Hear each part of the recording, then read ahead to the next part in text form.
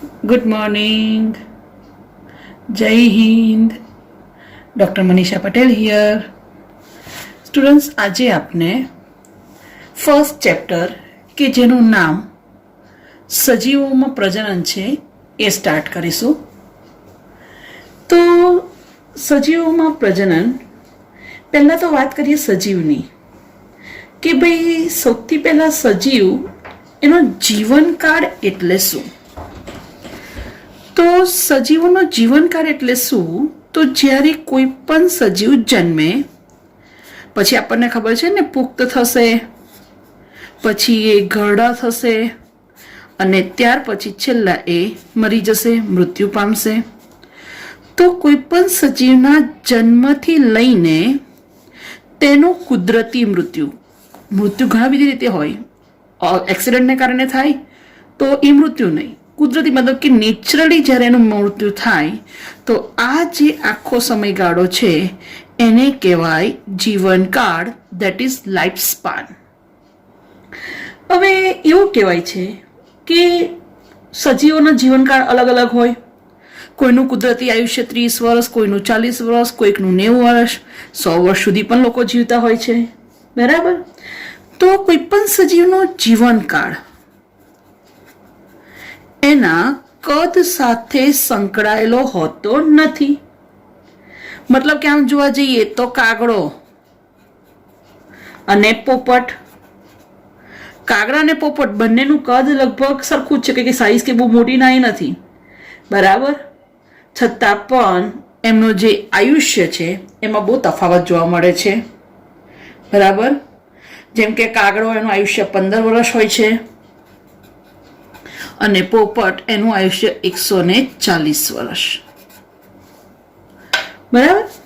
તો આ થયું કે ભાઈ જીવનકાળ એ કદ પર આધારિત હોતું નથી. સેમ એવું જ પીપળાના વૃક્ષ અને કેરી.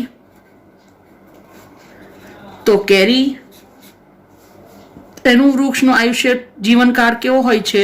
ટૂંકો. અને પીપળો વધારે આયુષ્ય જીવે છે. ટૂંકમાં આપણને ખબર છે કે કોઈ પણ મોટા ભાગે વાત કરીએ તો જે એક કોષી સજીવો છે કે જેના ફક્ત એક જ કોષ ધરાવે છે, એના સિવાય લગભગ કોઈ પણ અમર નથી.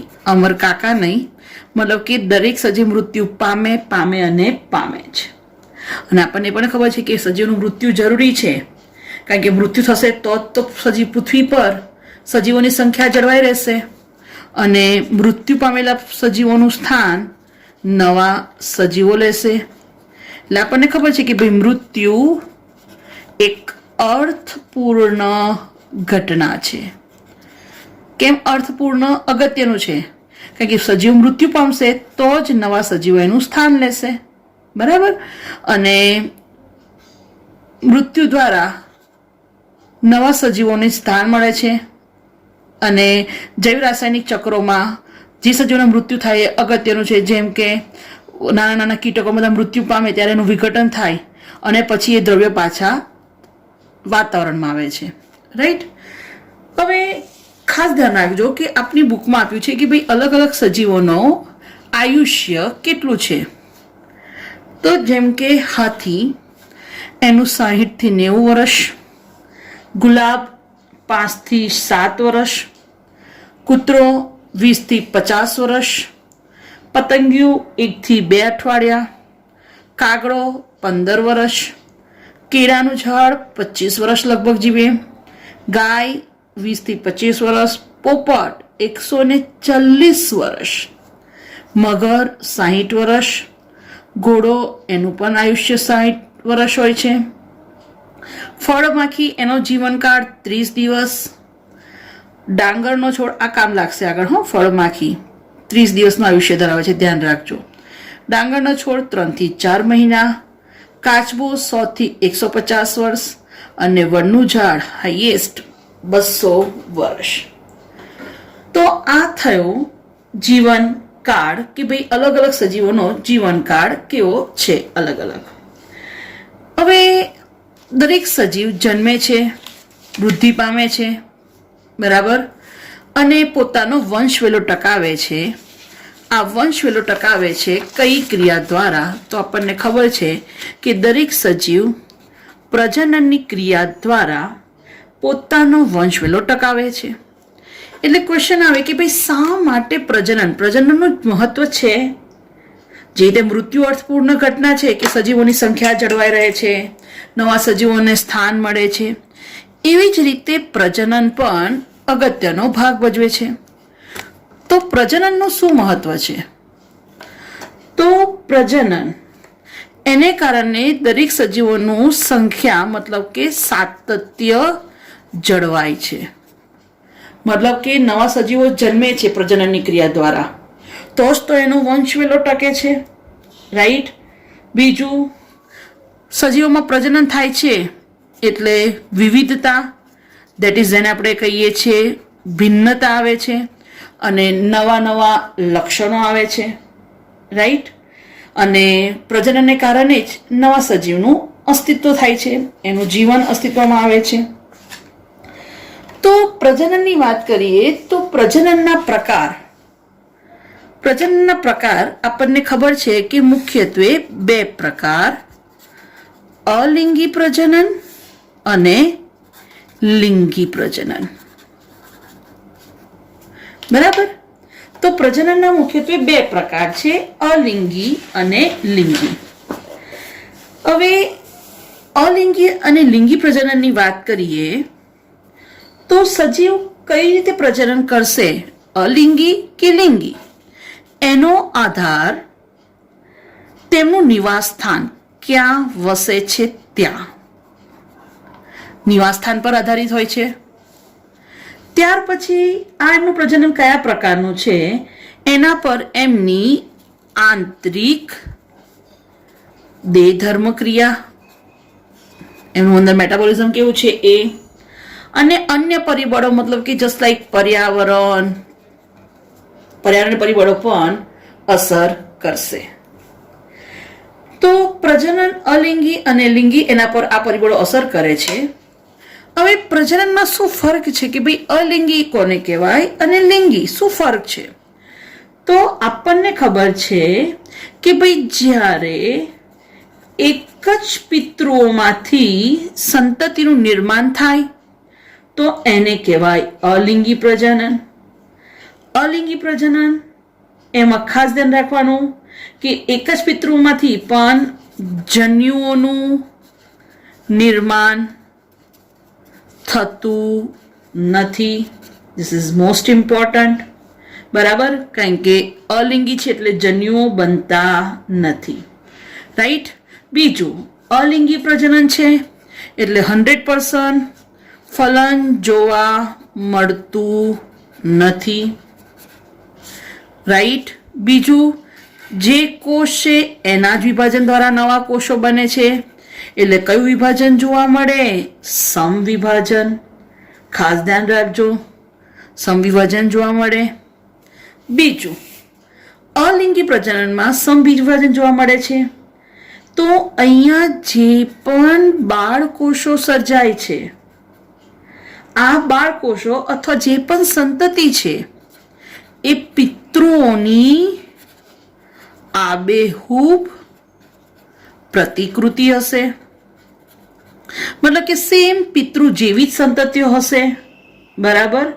અને આ સંતતિઓ ખાસ ધ્યાન રાખજો, બાહ્યાકાર વિદ્યા અને જનીનિક રીતે જોવા જઈએ તો કેવા હશે? એક સમાન હશે. અને આવા બાહ્યાકાર અને જનીનિક રીતે સમાન જે બાળકોષો જોવા મળે છે, રાઈટ, એને કહેવાય જનીનિક પ્રતિકૃતિ. અથવા મોસ્ટ ઇમ્પોર્ટન્ટ ક્વેશ્ચન ધ્યાન રાખજો, ક્લોન એટલે શું? તો ખાસ ધ્યાન રાખજો કે જ્યારે બાહ્યાકાર અને જનીનિક રીતે સમાન સંતતિઓ હોય એને કહેવાય એકબીજાની જનીનિક પ્રતિકૃતિ અથવા એને જ કહેવાય ક્લોન. આ ક્યારે સર્જાય? તો અલિંગી પ્રજનન દ્વારા.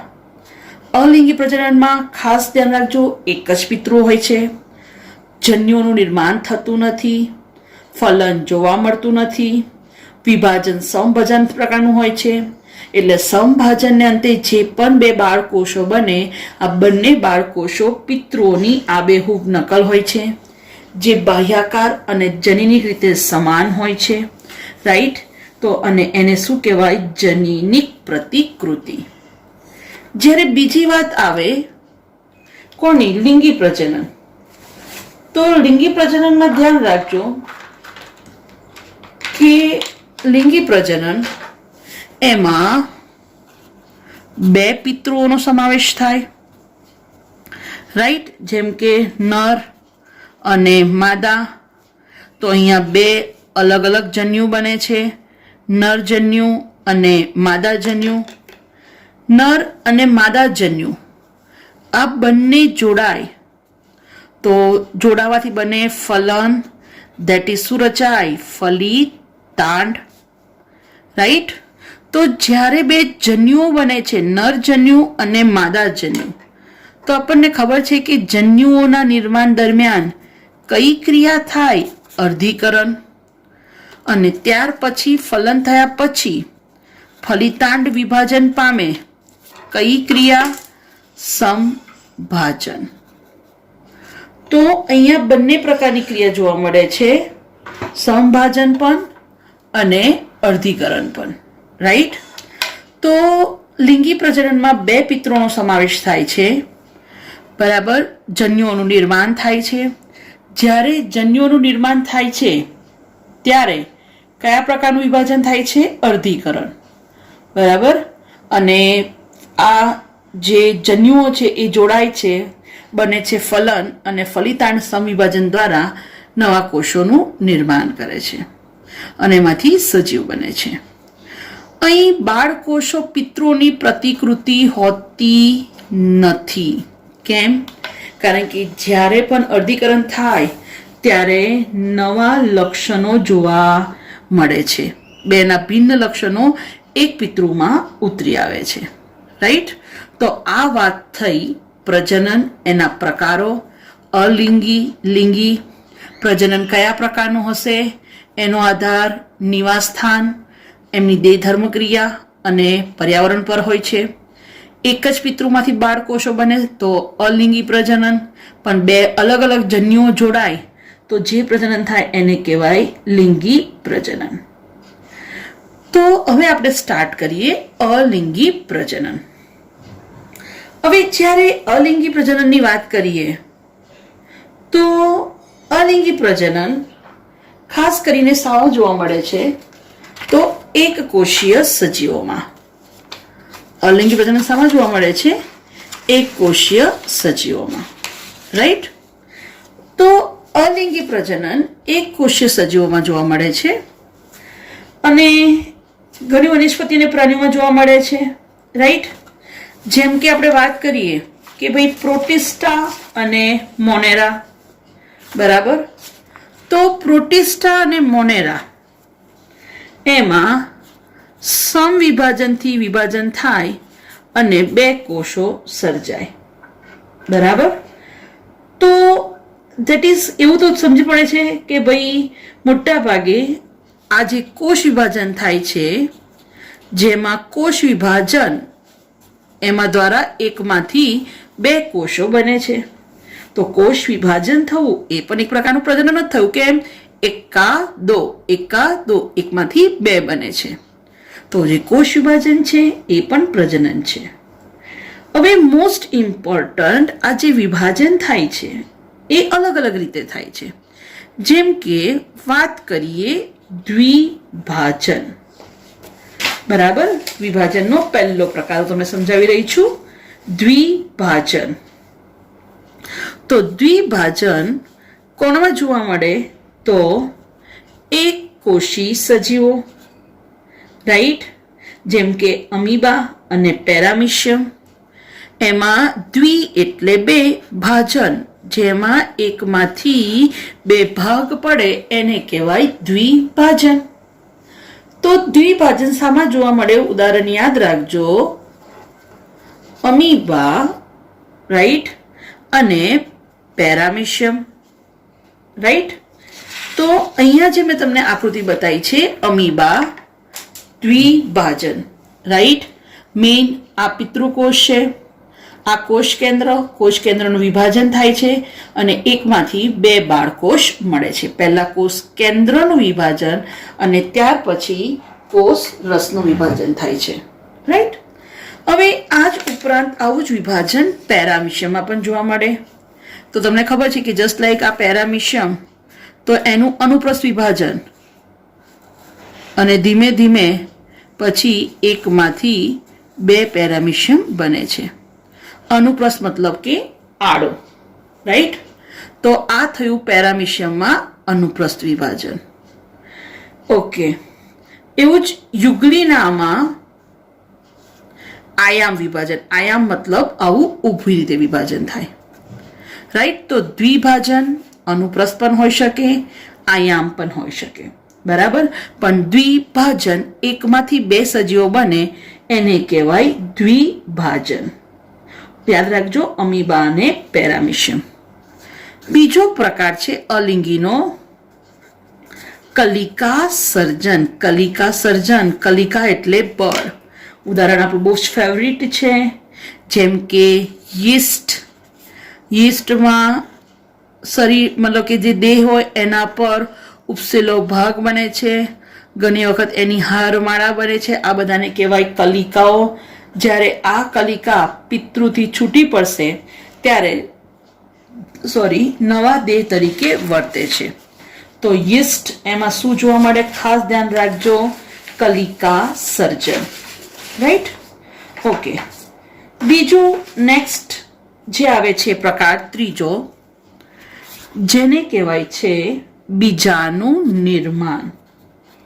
શું કહેવાય? બીજાનું નિર્માણ. ખાસ ધ્યાન રાખજો, બરાબર.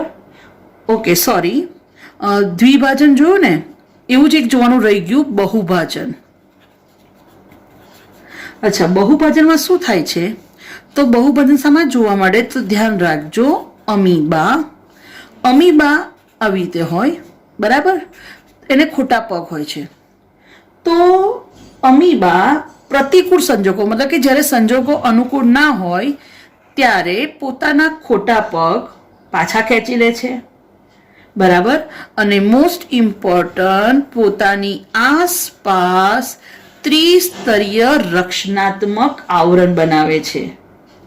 આ ક્રિયાને કહેવાય કોષ્ઠ. અંદર બધા બહુ અમીબા હશે, પણ અહીંયા રક્ષણાત્મક જે આવરણ બનાવે છે એને કહેવાય કોષ્ઠ. અને જ્યારે સંજોગો અનુકૂળ હોય ત્યારે કોષ્ઠ ફાટે અને બધા બહુ બાળ અમીબા મુક્ત કરે છે. હવે તમે જોઈ શકો છો કે અહીંયા એકમાંથી બધા બહુ જ અમીબા નીકળ્યા, એટલા માટે આને કહેવાય બહુભાજન. શું કહેવાય? બહુભાજન. અને અહીંયા જે અમીબા સર્જાય છે એને કહેવાય કૂટપાદીય. શું કહેવાય એને? કૂટપાદીય બીજાનું. કેમ? કારણ કે ખોટા પગ ધરાવે છે એટલા માટે. પણ અહીંયા વિભાજનમાં દ્વારા બધા બહુ જ સજીવો સર્જાયા એટલા માટે આને કહેવાય બહુભાજન. ધ્યાન રાખજો, મોસ્ટ ઇમ્પોર્ટન્ટ, બરાબર. એટલે દ્વિભાજન એકમાંથી 2, પછી કલિકા સર્જન, બરાબર, પછી બહુભાજન. ધ્યાન રાખજો, બહુભાજનમાં અમીબા અને ત્રિસ્તરીય રક્ષણાત્મક આવરણ બને જેને કહેવાય કોષ્ઠ, અને આ ક્રિયાને કહેવાય કોષ્ઠન, બરાબર. ધ્યાન રહેશે ને આટલું? ઓકે.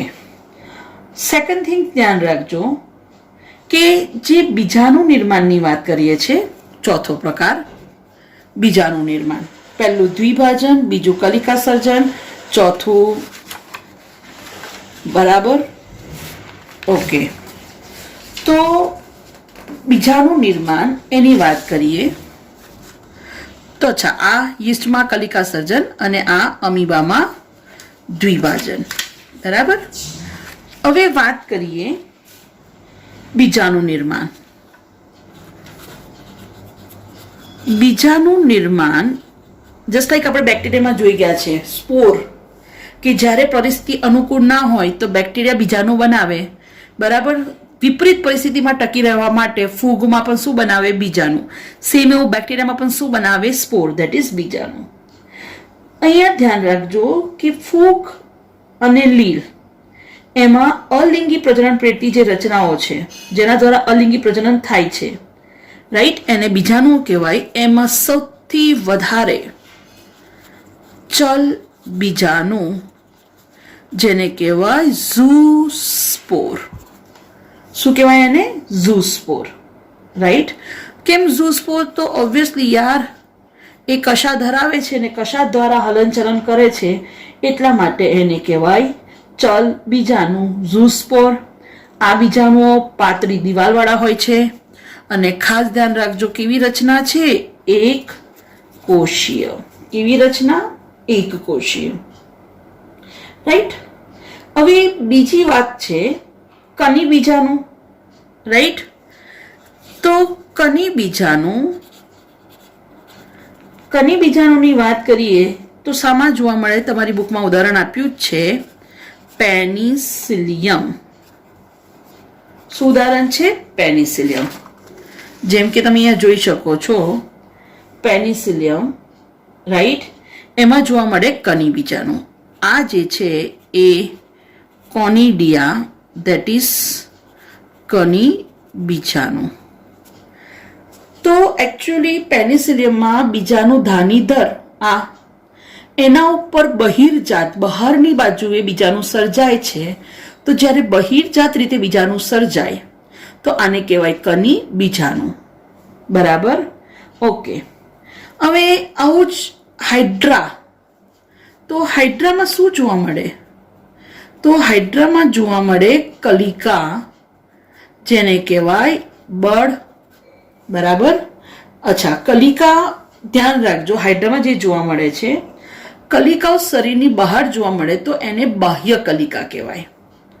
પરંતુ સ્પોન્જી, બરાબર, એટલે ખાસ યાદ રાખજો વાદળીમાં કલિકાઓ શરીરની અંદરની બાજુ સર્જાય છે તો એને કહેવાય અંતઃકલિકા.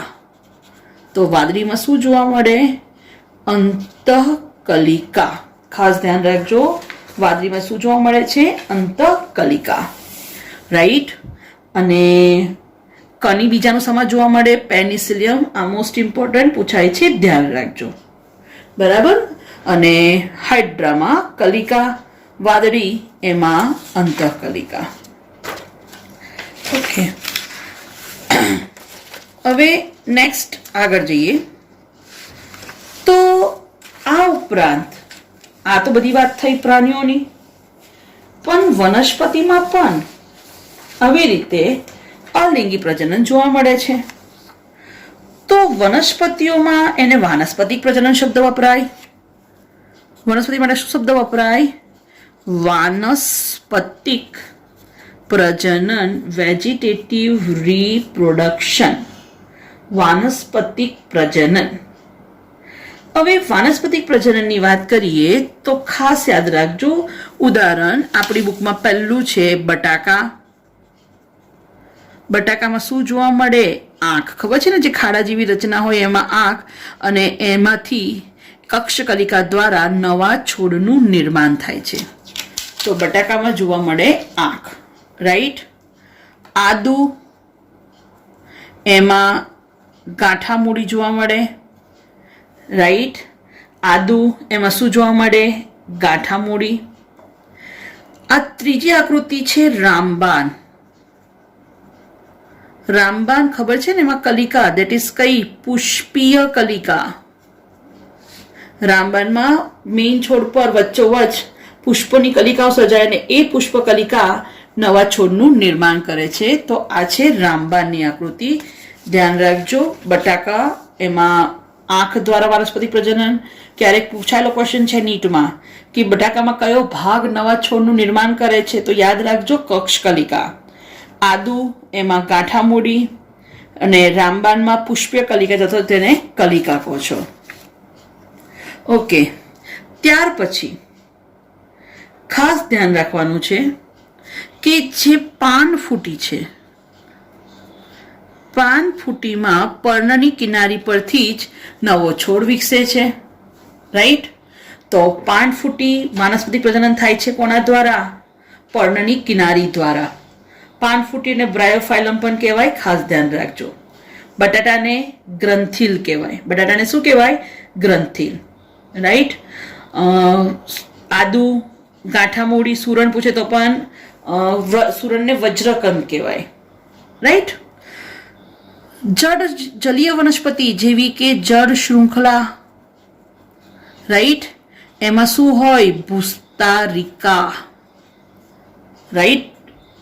શું થાય? તો જલીય વનસ્પતિમાં જે પ્રકારનો ભાગ હોય એની નીચેની શાખામાંથી ટૂંકી જાડી શાખા વિકસે છે જે જમીનને સમાંતર હોય, અને જ્યાં એની ગાંઠ હોય ત્યાંથી પાછો નવો છોડ વિકસે.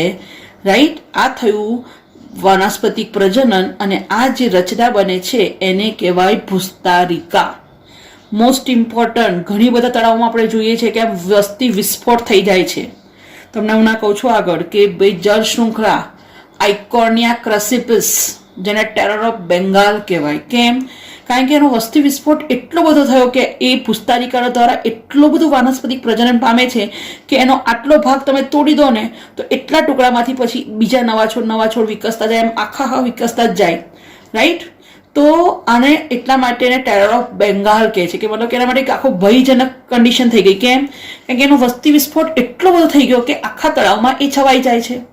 હવે જ્યારે આખા તળાવમાં એ છવાઈ જાય છે એટલે ઓબ્વિયસલી દુર્ગંધ પેદા કરે છે. ઇવન એ ઉપર તરે એટલે જે નીચે જમીન, મતલબ કે પાણીમાં જે નીચે સજીવો હોય એમને પૂરતો પ્રકાશ ના મળે. સેકન્ડ, એ પોતે ઓક્સિજન એટલો વાપરે કે મતલબ કે એના કારણે અન્ય સજીવોને પૂરતો ઓક્સિજન મળતો નથી. સેકન્ડ થિંગ, એ એવા ઝેરી તત્વો પેદા કરે છે કે જેને કારણે માછલી જેવા અન્ય સજીવો મૃત્યુ પામે. રાઈટ? તો ટેરર ઓફ બેંગાલ તો યાદ રાખજો, જળકુંભી, રાઈટ, અને આઇકોર્નિયા ક્રસિપિસ. રાઈટ? નેક્સ્ટ, ઘાસ, અબૂટી. બરાબર? તમે જોયું હશે કે લોન ઘાસમાં તમે આમ જોયું હોય કે ભાઈ આમ ઘાસ હોય, બરાબર, પછી તમે એક ઘાસને ખેંચો તો આખું લાંબુ આમ ખેંચાઈ જાય ઘાસ. રાઈટ? તો ઘાસ એના પ્રકાંડના તલ ભાગમાંથી નવી શાખા વિકસે, જે જ્યાં જમીનના સંપર્કમાં આવે ત્યાં નવો છોડ થાય. રાઈટ? તો ઘાસ એમાં શું જોવા મળે? ભૂસ્તારી. રાઈટ? ઓકે. અને ફુદીનામાં અધો ભૂસ્તારી. કેમ? થોડોક ભાગ જમીનની ઉપર અને થોડોક ભાગ જમીનની નીચે. રાઈટ? ધ્યાન રાખજો, ફુદીના એમાં અધો ભૂસ્તારી.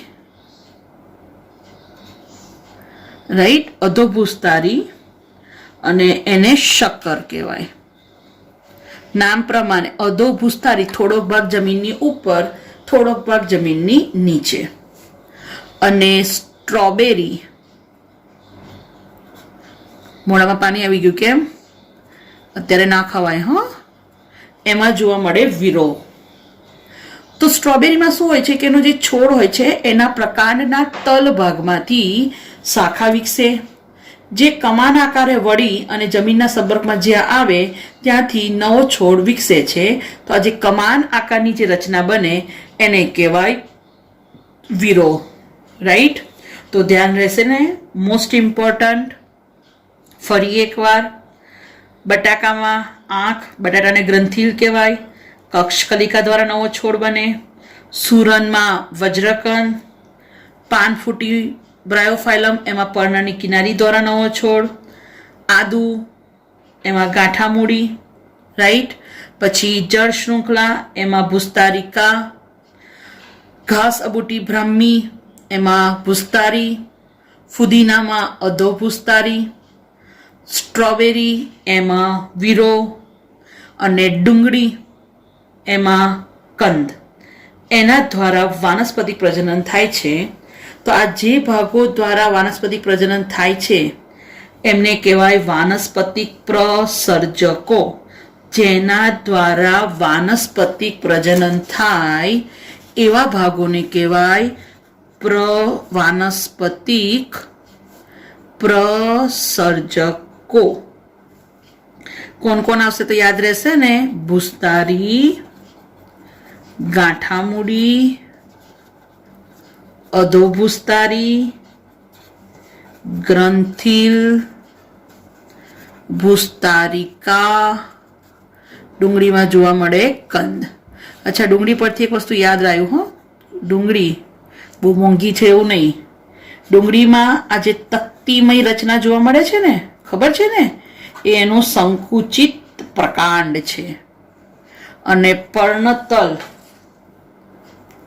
એના ભાગમાં ખોરાકનો સંગ્રહ થાય.